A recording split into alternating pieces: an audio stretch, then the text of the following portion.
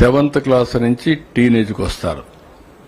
Aspirations పెరుగుతూ ఉంటాయి, ఆలోచన విధానంలో మార్పు వస్తూ ఉంటుంది.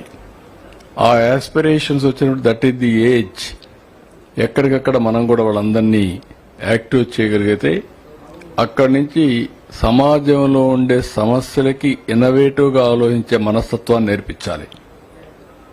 అదే మనకు అవుట్ ఆఫ్ బాక్స్ థింకింగ్. దాన్ని మనం ఇన్నోవేషన్ తీసుకోగలిగితే అవి దానికి సొల్యూషన్ కరెక్ట్ అయితే అక్కడి నుంచి ఇప్పుడు రతన్ టాటా ఇన్నోవేషన్ హబ్ పెట్టాం. రతన్ టాటా ఇన్నోవేషన్ హబ్లో ఇండస్ట్రీని పెట్టాం, అకాడమిక్ ఇన్స్టిట్యూషన్స్ పెట్టాం, మెంటరింగ్ పెట్టాం, మెంటర్స్ తీసుకొచ్చి పెడుతున్నాం, వెంచర్ క్యాపిటల్ పెట్టాం, బ్యాంకర్స్ని పెట్టాం. ఈరోజు గవర్నమెంట్ ఆఫ్ ఇండియా 80% ఎవరైనా కానీ ఎంఎస్ఎంఈ పెట్టి నష్టపోతే దానికి పూర్తిగా భరోసా ఇస్తున్నారు, గ్యారంటీ ఇస్తున్నారు. దాని మీద మనం ఆలోచించింది అదనంగా 15% పెంచాం. అంటే 95% వరకు బ్యాంకర్స్కు గ్యారంటీ ఉంటుంది వాళ్ళు ఇచ్చే డబ్బులకి. కాబట్టి ఏమాత్రం వరి లేకుండా పెట్టే అవకాశం వస్తుంది.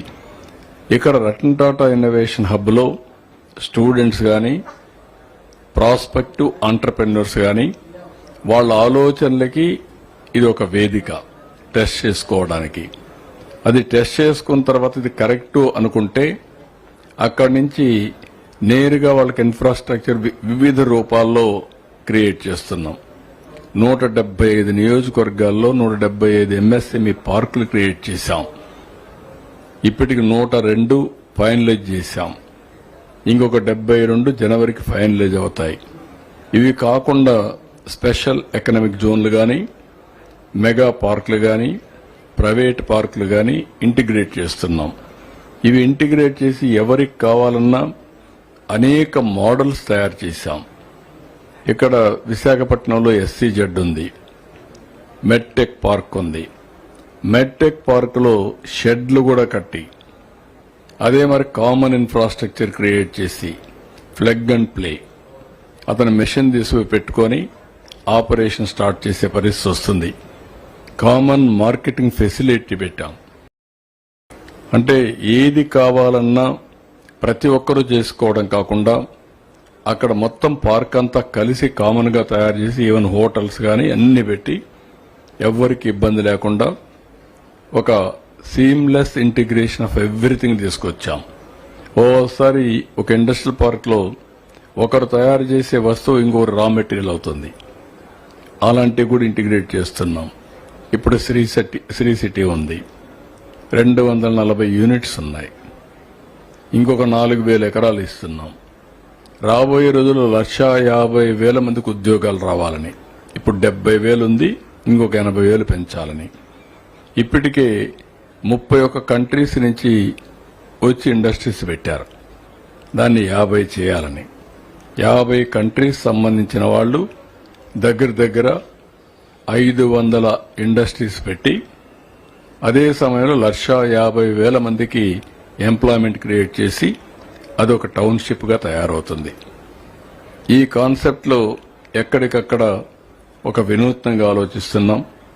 ఈరోజు నాకు కొత్త అనుభవం. మీరందరూ చూశారు మొన్నటి వరకు క్వాంటమ్ కంప్యూటర్. క్వాంటమ్ కంప్యూటర్ అంటే ఎవరికి ఐడియా ఉండేది కాదు. Government of India quantum machine పెట్టారు.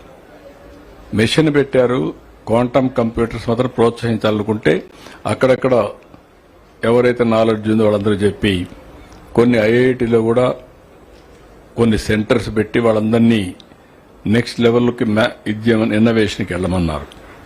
కానీ ఎవరు ముందుకు పోకపోతే మనం ఏం చేశామంటే IBM క్వాంటమ్ కంప్యూటర్ ఉంటే అమెరికాలో ఉంటే వాళ్ళతో మాట్లాడి వాళ్ళ ఖర్చే పెట్టుకొని IBM క్వాంటమ్ కంప్యూటర్ TCSతో కలిసి L&Tతో కలిసి జనవరికి ఎస్టాబ్లిష్ చేసే పరిస్థితికి వచ్చాం.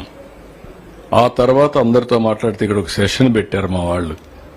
50 మంది వచ్చారు. ఇప్పుడు 50 మంది వచ్చి 2 ఏళ్లలో క్వాంటమ్ కంప్యూటర్స్ అమరావతి నుంచి మ్యానుఫ్యాక్చర్ చేస్తామనే పరిస్థితికి వచ్చారు. అంటే క్వాంటమ్ అంటే తెలియని ఆలోచన నుంచి ఇప్పుడు క్వాంటమ్ కంప్యూటర్స్ మేమే మ్యానుఫ్యాక్చర్ చేసి ప్రపంచానికి అందిస్తామనే పరిస్థితికి వచ్చారంటే that is where government has to play positive role అన్నమాట.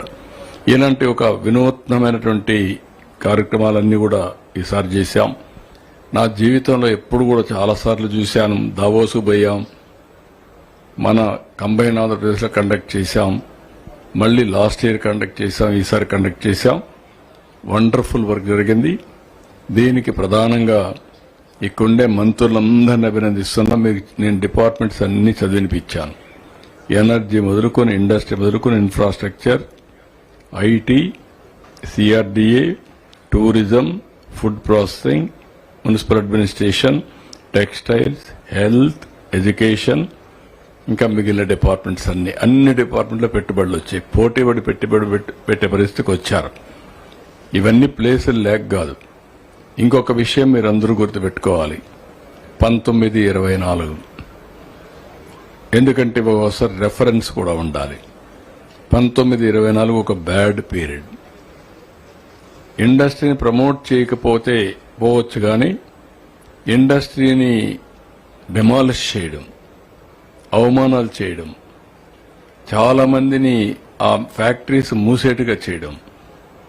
ఈరోజు మీరు ఇంకొక పక్కన చూస్తే సోలార్ ఒక కేస్ స్టడీ. అలాంటివి ఎన్నో జరిగాయి.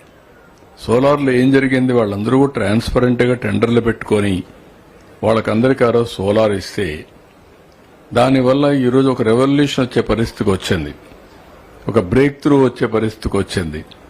అలాంటి సెక్టర్ని దెబ్బతీయడానికి కావాలని అలిగేషన్స్ పెట్టి వాళ్ళ దగ్గర పవర్ కొనకుండా